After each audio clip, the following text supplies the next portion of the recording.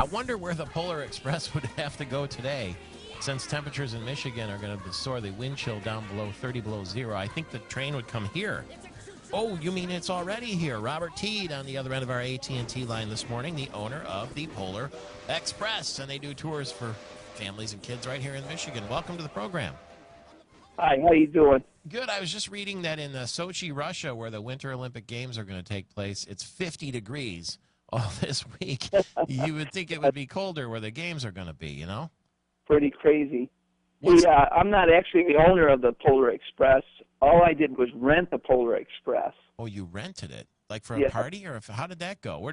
First of all, I wonder what the temperature is in the North Pole right now. It's probably warmer than it is here in Michigan.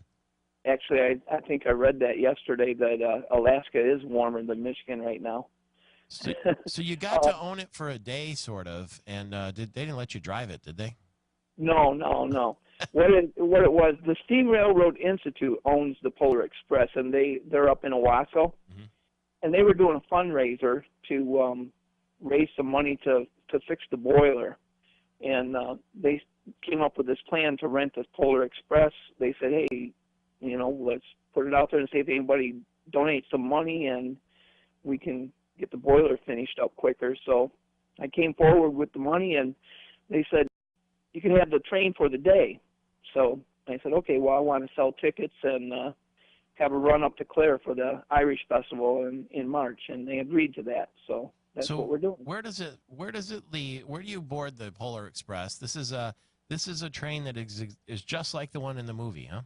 Yeah, it's the same train. I mean, the guy that wrote the book, The Polar Express, went to Michigan State, and at the time he was going to Michigan State, this locomotive was on display down there by the stadium. And he never really comes out and says that was the inspiration, but if you read the story on how everything came about, you can pretty much figure that. I think in his subconscious he wrote the book, The Polar Express, because that locomotive was there at the stadium. I'll be darned. And then you look at what happened from there. So what's the experience like when you, where do you board, and what happens to families and kids who get to go on the Polar Express here in Michigan? Well, you board at the Steam Railroad Institute in Owasso, and we'll be boarding at 9 o'clock in the morning on March 15th, and we're going to take it all the way up to Clare.